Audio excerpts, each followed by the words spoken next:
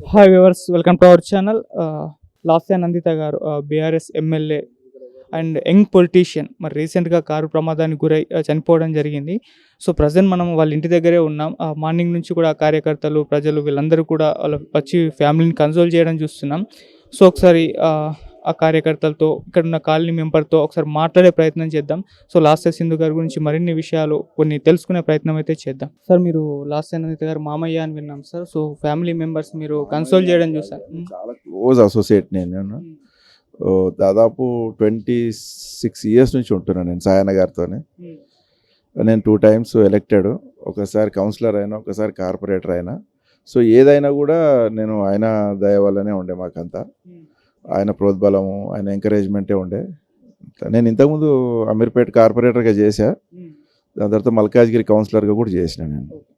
So లోపల family మెంబర్స్ని console చేయడం చూస్తాం. ఎలా ఉంది సార్ వాళ్ళ పరిస్థితి? చాలా అసలు మేమేం చెప్పుకోలేకపోతున్నాము, ఏం మాట్లాడాలో కూడా అర్థం అవ్వట్లేదు. ఇంట్లో అంత బాధలో ఉన్నారు వాళ్ళంతా. సో మనం చేయగలిగింది అంటే మారల్గా వాళ్ళకి సపోర్ట్ ఇవ్వటమే. దాని గురించి వచ్చాను నేను కూడా. మార్నింగ్ వచ్చి గ్రేవ్యార్డ్కి వెళ్ళేసి వచ్చి మళ్ళీ ఇక్కడికి వచ్చిన. ఇప్పుడు సార్, ఈ ఘటన కంటే ముందు కూడా కొన్ని ఘటనలు ఇటువంటివి జరిగాయి, యాక్సిడెంట్లు అని చెప్పేసి మళ్ళీ ఇది ఒకటి జరగడం, అవన్నీ మనం డీప్గా వెళ్ళాము, ఎందుకంటే ఆమె మిస్టేక్ ఏం లేదు కాబట్టి. సో ఆమె తప్పు లేనిది మనం అట్లా ఊరికే ప్రతిసారి అది అనడం కూడా కరెక్ట్ కాదు. ఎవరో ఇప్పుడు లిఫ్ట్ నిర్లక్ష్యము, అక్కడ కూడా అసలు అక్కడ ఏం జరగలేదు, ఆమె పైకి వచ్చింది. ఆమె అంటే కావాలని అక్కడ ఏదో కొంచెం అక్కడ ఉన్న స్థానికులు కానీ లేకపోతే అపోజిషన్ పార్టీ అని ఏదన్నా వల్ల ఈమె మీద వచ్చి ఉంటుంది తప్ప ఈమె సంబంధమే లేదు అక్కడ నార్కట్పల్లి ఇష్యూ కూడా. సార్, ఇప్పుడు ఇతని పైన కూడా అంటే కేసు నమోదు చేశారు, అంటే ఇది కావాలనే జరిగింది అన్నట్టు ఒక కేసు ఫైల్ చేశారని మేము వార్త విన్నాం సార్. నార్మల్గా ప్రైమరీ ఇన్వెస్టిగేషన్లో తేలే ముందు మనం జనరల్గా ఆయన మీదే పెట్టాల్సి వస్తుంది. ఇప్పుడు ఆయన నిర్లక్ష్యమా, ఎదుట బండి ఏదైనా వెహికల్ రావడం సడన్గా వస్తే కూడా అది ఈయన తప్పేం ఉండకపోవచ్చు, కానీ అది నిజ నిర్ధారణ పోలీస్ ఎంక్వైరీ తర్వాత తెలుస్తుంది మనకి. సార్, అతనే పిఏగా అంటే అతనే డ్రైవర్గా ఉన్నారని కూడా విన్నాం. లేదు, వాళ్ళు నైట్ ఒక పని మీద వెళ్ళినారు వాళ్ళంతా, ఫ్యామిలీ అంతా కలిపి. సో అక్కడ ఏమైంది, డ్రైవరు ప్రొఫెషనల్ డ్రైవరు లేకపోయి ఉండొచ్చు, పిఏ అతన్ని పిలిచి ఉండొచ్చు. అతను బయట ఉండే ఫోన్ చేస్తే రావడం జరిగింది, వెళ్ళడం జరిగింది, అంతే. అట్లా వాళ్ళ ఫ్యామిలీ ఒక ఇష్యూ వల్ల అందరు కలిసి వెళ్ళింది. అది ఇంకో వెహికల్ ఇంటికి వచ్చేయడం జరిగింది, వాళ్ళు అక్కడ ఇది అయిపోయినారు, అంతే. లాస్ట్ కానీ మీరు చిన్నప్పటి నుంచి చూస్తున్నారు కదా, ఎలా ఉండేవాళ్ళు? చాలా చలాకీ ఉండేది అమ్మాయి. ఇప్పుడు కూడా మేము అంకుల్ అనుకుంటే నాతో ఎక్కువ క్లోజ్గా ఉంటుంది. వాళ్ళ ఇంట్లో వాళ్ళందరికీ తెలుసు, మేము చింకీ అంటాము, నాతో ఎక్కువ క్లోజ్గా ఉంటుంది. అట్లా లాస్ట్ టైం ఎప్పుడు మాట్లాడారు సార్? నైటే మాట్లాడినాను నేను.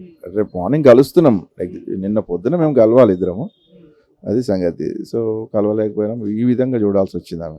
సార్, మీరు కూడా ఇక్కడ ఆస్పిరెంట్ అని తెలిసింది సార్ సికింద్రాబాద్ కంటోన్మెంట్లో.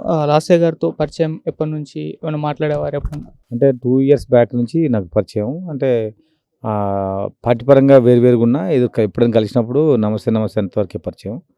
వ్యక్తిగతంగా ఏమీ మనకు వివరాలు తెలియదు. కానీ కాకపోతే సాయన్న బిడ్డ, తర్వాత నివేదిత, వీళ్ళంతా అప్పుడు జనాల కోసం తిరిగేది, మేము కూడా ఇటువైపు తిరిగేది కాబట్టి ఆ పరిచయం ఉన్నది.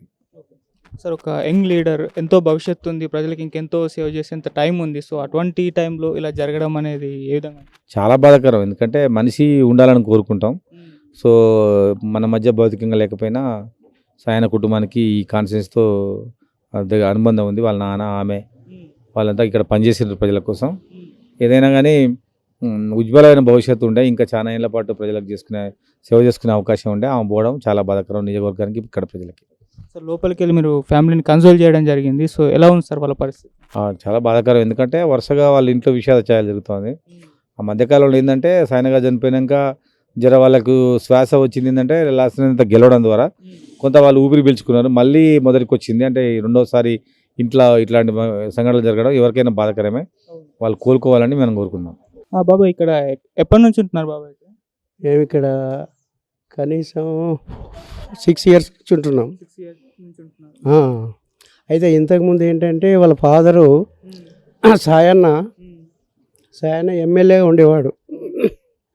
ఆయన ఏంటంటే బడుగు బలహీన వర్గాలకు సేవ చేసే తత్వం ఉండేది. ఆయన ఏ పార్టీ, ఆయన కాంగ్రెస్ అది టీఆర్ఎస్లో ఉన్నా టీడీపీ కాంగ్రెస్ వాళ్ళు ఉన్నా కానీ వాళ్ళు బిలో పవర్టీ లైన్ ఉంటే వాళ్ళకు హెల్ప్ చేసే రకం ఉండే. అయితే లాస్ట్ ఇయర్ February 13th నాడు ఆయన మరణం జరిగింది. జరిగిన తర్వాత టీఆర్ఎస్ గవర్నమెంట్ ఏం చేసిందంటే వాళ్ళ డాటర్కు ఎమ్మెల్యే సీట్ ఇచ్చింది. ఆమె మంచి వెల్ ఎడ్యుకేటెడ్ యంగ్ అమ్మాయి, మంచిగా బీటెక్ చేసింది. ఇవన్నీ ఉన్నాయి. అంతకుముందు దాంట్లో కూడా తిరిగింది ఆమె. ఇంతకుముందు కూడా కార్పొరేటర్గా పనిచేసింది. ఇవన్నీ ఫాదర్ ఎంబడి గత ఎన్నో సంవత్సరాల నుంచి తిరిగి రాజకీయంగా బాగా ఎదుగుదల అయింది. ఇదంతా గ్రహించి కేసీఆర్ ఏం చేశాడంటే ఆ అమ్మాయికి సీట్ ఇచ్చాడు. సీట్ ఇచ్చినందువల్ల ఇక్కడ ఏంటిదంటే బడుగు బలహీన వర్గాల ఏరియా ఎక్కువ ఉంది. కంటోన్మెంట్ ఏరియా ఇక్కడ కాకగూడ, ఇక్కడ లక్ష్మీనగరు వీళ్ళంతా ఉన్నారు. అయితే ఆమె వాళ్ళ ఫాదర్ ఉద్దేశం ఏముందో ఏమో కూడా నేను బడుగు బలహీన వాళ్ళకు సేవ చేసి మా ఫాదరు పేరు సంపాదించాలనే ఉద్దేశంతో ఆమె శాయశక్తుల చాలా ప్రయత్నం చేసింది.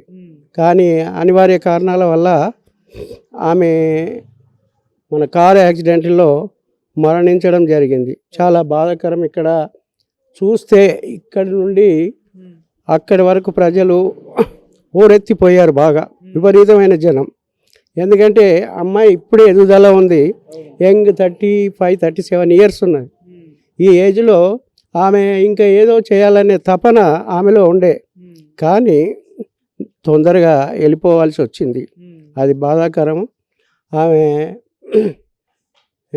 మనశ్శాంతి కలగాలని నేను వేడుకొంచున్నాను. ఫాదర్ సాయన్న గారు కానివ్వండి, ఆమె కానివ్వండి, ఎప్పుడైనా ఇటు సైడ్ వచ్చి మిమ్మల్ని మాట్లాడించే వాళ్ళ వాళ్ళ ఇంటింటికి తిరిగి పర్సనల్గా మాట్లాడేవారు. ఆయన సాయన్న పేరుతోటే ఇంతకుముందు టీడీపీలో ఉండే ఎవరు సాయన్న. అప్పటి నుంచి ఆయన మంచి పేరు ఉంది. ఎన్నో సంవత్సరాలు ఎమ్మెల్యే కంటిన్యూగా ఎలక్ట్ అయ్యాడు.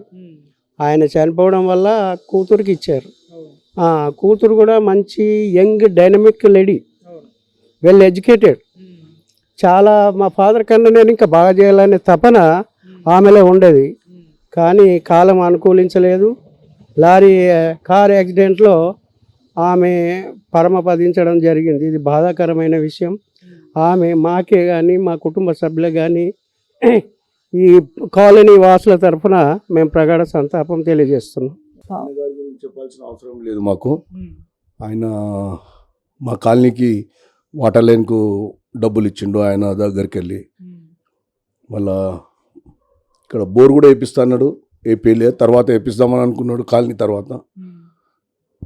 తర్వాత ఇక్కడ ఈ పార్క్లో కమ్యూనిటీ హాల్ కట్టిస్తాను ప్రామిస్ చేసిండు. మళ్ళీ సీసీ కెమెరాలు పెట్టిద్దామని చెప్పిండు. అంతలోనే ఆయన కాలం చేసిండు. ఇక తర్వాత మేడం వచ్చింది, అమ్మాయి లాసన్నిత గారు. ఆమె కూడా మా కాలనీకి చేద్దామని అనుకున్నది. అంతలోనే ఇంత ఒకటే నెల అవుతుంది కదా, ఇప్పుడు ఆమె మాట్లాడదామని అనుకునే లోపల భగవంతుడు ఆమెను ఇట్లా తీసుకుపోయాడు. మాకు చాలా బాధ కలుగుతుంది. కాలనీలో మా కాలనీకి ఎమ్మెల్యే గారు ఉన్నారనే సంతోషం ఉండే మాకు. ఆమె ఇప్పుడు భగవత్ సాన్నిధ్యానికి వెళ్ళింది. దాని గురించి ఇంకా మేము కాలనీవాసులం అందరం చాలా చింతిస్తున్నాం. నిన్నందరం పోయి చూసి వచ్చాము. అది అంతకు మించి ఇంకా ఆమె గురించి మేము చెప్పాల్సింది ఏమీ లేదు. చాలా బాగా మంచి వ్యక్తి అమ్మాయి. తండ్రిలాగా పనిచేస్తానని ప్రామిస్ కూడా చేసింది. కాబట్టి మీరు మాకు చాలా కాలనీవాసులకు అందరికీ బాధనే ఉన్నది. సాయన్న గారు దాదాపు 5 సార్లు ఆయన ఎమ్మెల్యేగా కంటిన్యూ చేశారు. సో అంత ఈజీ కాదు. ఎంత మంచి పనులు చేస్తే కానీ, ప్రజలతో ఎలా ఉంటే కానీ అంత ఈజీగా ప్రజలు గెలిపించారు. సో ఎలా ఉండేవారు మీతో? మంచి చాలా బాగుండేది. చాలా అంటే చాలా బాగుండేది. వస్తూ పోతూ కారులో వస్తూ పోతూ ఆగి, మేము కనబడితే రోడ్డు మీద కనబడితే ఆగి మాట్లాడేవాడు. చాలా బ్రహ్మాండంగా ఉండే. మాకు చాలా హెల్ప్ చేసిండు. అటువంటి వ్యక్తి మళ్ళీ రావాలనే మా కోరిక. వాళ్ళ అమ్మాయి వచ్చింది, కానీ భగవంతుడు ఆమెను పైకి తీసుకెళ్ళాడు. మేము చాలా బాధలో ఉన్నాం. వాళ్ళ అమ్మాయిని ఎప్పుడన్నా కలిసారా, మాట్లాడారా? జరిగింది? కలిసి మాట్లాడామండి. మంచిగా ఉండే. హెల్ప్ చేస్తామని చెప్పింది కూడా.